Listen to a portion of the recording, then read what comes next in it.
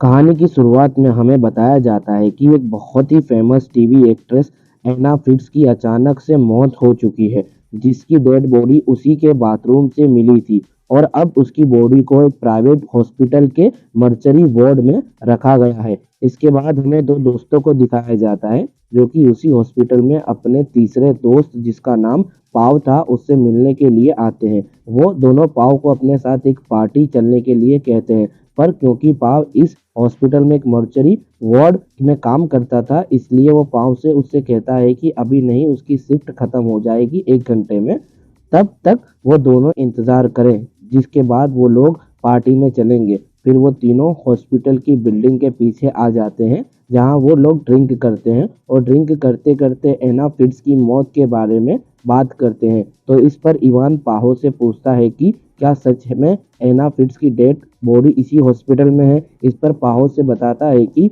हाँ, उसकी बॉडी इसी हॉस्पिटल में है। अब ये जानने के बाद इवान उससे पूछता है कि क्या वो लोग एक बार एना फिट्स की डेड बॉडी को देख सकते हैं, क्योंकि एना फिट्स एक बहुत ही खूबसूरत टीवी एक्ट्रेस थी। इवान ने कभी भी उसे अपनी आंखों के सामने नहीं देखा था, इसलिए इवान उसे एक बार करीब से देखना चाहता था, चाहे वो डेड बॉडी भी क्यों ना हो। अब इस पर पाव उसे सबसे पहले सीधे मना कर देता है, क्योंकि ऐसा करने पर उसकी जॉब भी जा सकती थी। लेकिन इवान उसे बार बार जिद करता है, तो पाव उसकी बात को मान जाता है। जिसके बाद वो अपनी जॉब को खतरे में डालकर अपने दोस्तों को मर्चरी वार्ड की तरफ ले जाता है, जहाँ की एना फिट्स की डेड बॉडी रखी हुई थी। और इस जगह पर हॉस्पिटल के लोगों के अलावा आम लोगों को आना मना था। फिर भी पाव उन्हें उस डेड बॉडी के पास ले आता है। उन्हें कहता है कि एना फिट्स की बॉडी ये है, जिसे देखने के लिए उसके दोनों दोस्त बहुत ही ज्यादा एक्साइटेड हो जाते हैं। पर जैसे ही पाव उस बॉडी के ऊपर से कपड़ा हटाता है तो एक बूढ़ी औरत की बॉडी वहां पर पड़ी होती है। ये देखकर दोनों डर जाते हैं और वो हंसकर कहता है कि मैं मजाक कर रहा था। तभी इवन उसे कहता है कि मुझे सच में एना की बॉडी दिखाओ। तब जाके वो वहां जाता है। उन्हें बॉडी के ऊपर से कपड़ा हटाकर एना फिट्स की डेड बॉडी को दिखाता है, जिसे देखने के बाद इवान उसकी बॉडी से कपड़ों को और नीचे करता है, क्योंकि उसे यकीन नहीं हो रहा था कि वो एक बहुत फेमस टीवी एक्ट्रेस एना फिट्स की बॉडी के पास है। फिर वो देखते ही देखते एना फिट्स की बॉडी की तरफ सेक्सुअली अट्रैक्ट होने लगता है और एना फिट्स की बॉडी को सेक्सुअली टच करता है। उसे ऐसा करते हुए इवान के दोनों दोस्त उसे बहुत ज़्यादा हैरानी से देखते हैं, क्योंकि वो एक डेड बॉडी को सेक्सुअली इंटेंशन से देख रहा था और उसके साथ गंदी हरकतें, बहुत चीप हरकतें कर रहा था। फिर इवान उसे अपने दूसरे दोस्त को भी एना के जिस्म को छूने के लिए कहता है। उसका दोस्त ऐसा करना तो नहीं चाहता था, पर इवान के कहने पर उसे छूना पड़ता है। जिसके बाद इवान अपनी हवस की सारी हदों को पार कर देता है। वो अपने दोस्तों से कहता है कि वो एक बार एना फिट्स के साथ इंटीमेट होना चाहता है। इस पर इवान का दूसरा फ्रेंड उसे कहता है कि ऐसा नहीं करना चाहिए, क्योंकि एना फिट्स मर चुकी है और इधर एक डेड बॉडी के साथ ऐसा करना गलत होगा। इसलिए वो उन्हें यहाँ से जल्दी के निकलने के लिए कहता है। इवान उसी किसी भी बात पर नहीं मानता और वो उसे कहता है कि उसे ये जिंदा का हो या मुर्दा हो फर्क नहीं पड़ता, उसे बस अपने लिए फील करना है कि वो दुनिया की सबसे खूबसूरत और फेमस टीवी एक्ट्रेस के साथ सेक्स किया है, इसलिए वो एना की बॉडी के साथ सेक्स करना चाहता था। तभी इधर इवान का दूसरा फ्रेंड पा उन्हें बताता है कि उसने भी पहले एक डेड बॉडी के साथ ऐसा किया है और क्योंकि उसका भी मन एना फिट्स के साथ सेक्स करने का कर रहा है, इसलिए वो इवान से कहता है कि अगर तुम एना फिट्स की बॉडी के साथ सेक्स कर लो तो मैं भी उसके साथ सेक्स कर लूंगा। अब इधर ये दोनों एना फिट्स की बॉडी के साथ सेक्स करने के लिए तैयार हो जाते हैं।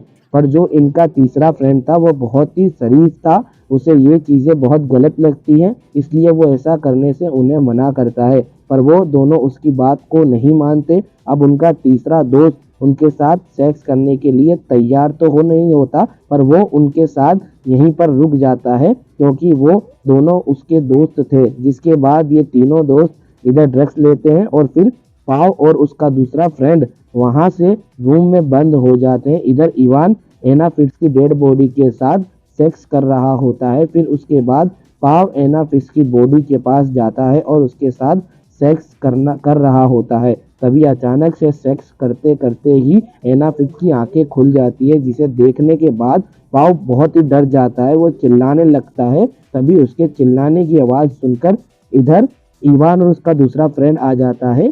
फिर पा उनसे सारी सिचुएशन बताता है कि उन्हें कहता है कि एना फिट्ज ने अपनी आंखें खोली और वह दोबारा से जिंदा हो गई है। पहले तो उन दोनों को इस बात पर यकीन नहीं होता है, जिसको जब इवान देखता है तो वो भी उसे देखकर घबरा जाता है, क्योंकि एना फिट्ज अब सच में जिंदा हो चुकी थी। लोग अच्छी तरह जानते थे कि उन लोगों ने एना फिट्ज के साथ जो गंदी हरकतें की हैं वो माफी के लायक तो बिल्कुल नहीं है, और एना बाहर निकलकर उन्हें जेल में तो जरूर भिजवाएगी और फिर सबको बता देगी कि उन्होंने उसके साथ मर्चरी वार्ड में क्या क्या किया था।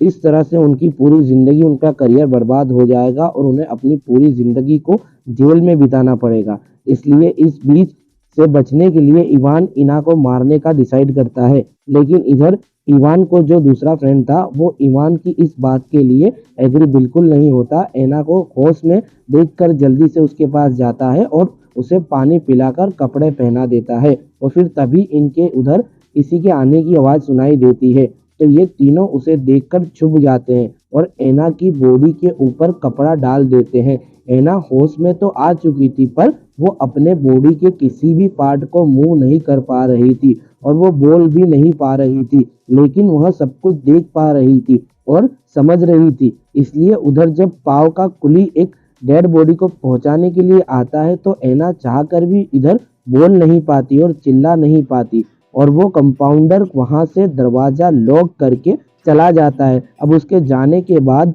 इवान अपने दोस्त को बार बार स्टेट कर रहा था कि वो लोग एना फिट्ज को मार दे, नहीं तो वो लोग फंस जाएंगे। पर जो इवान होता है वो नहीं चाहता उसका दोस्त कि वो लोग कोई खून करे, उन लोगों को खूनी नहीं बनना है।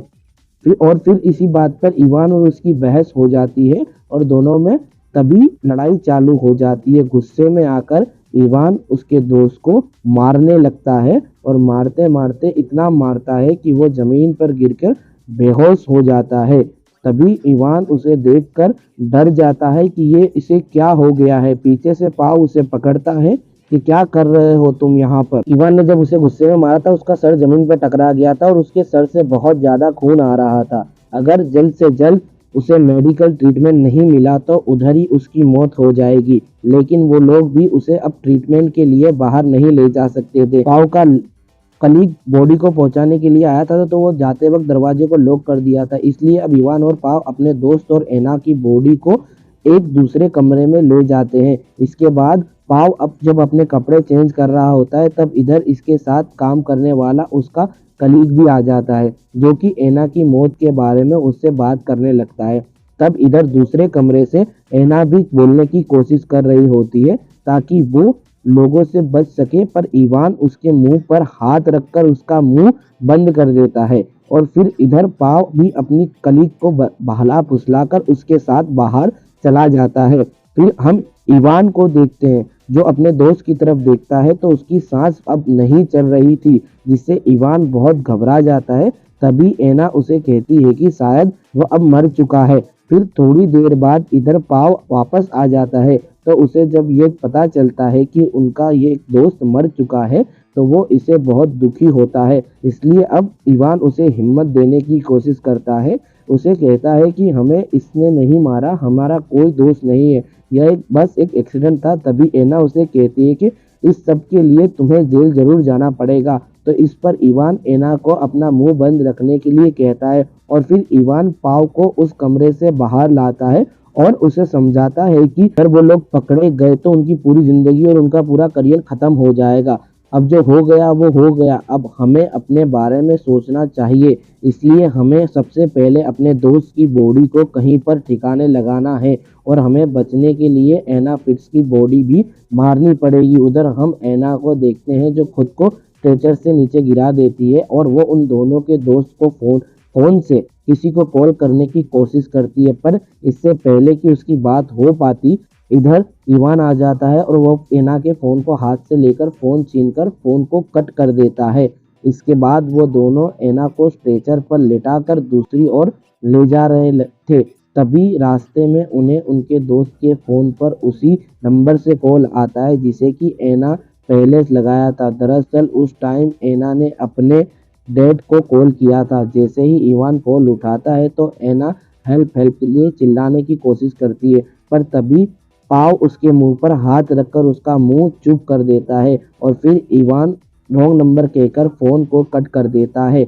इसके बाद इवान गुस्से में एना की स्ट्रेचर को मर्चरी वार्ड में जोर से पटक देता है और वह एना को स्लैप भी करता है, तमाचा मार देता है, जिसके जवाब में एना सिर्फ उसे इतना कहती है कि तुम्हें अपने किए की सजा तो एक बार जरूर मिलेगी। इस पर इवान उसे गुस्से में कहता है कि तुम यह मत भूलो कि अभी थोड़ी देर पहले तक तुम एक जिंदा लाश थी और अब मैं तुम्हें फिर से वही लाश बना दूंगा।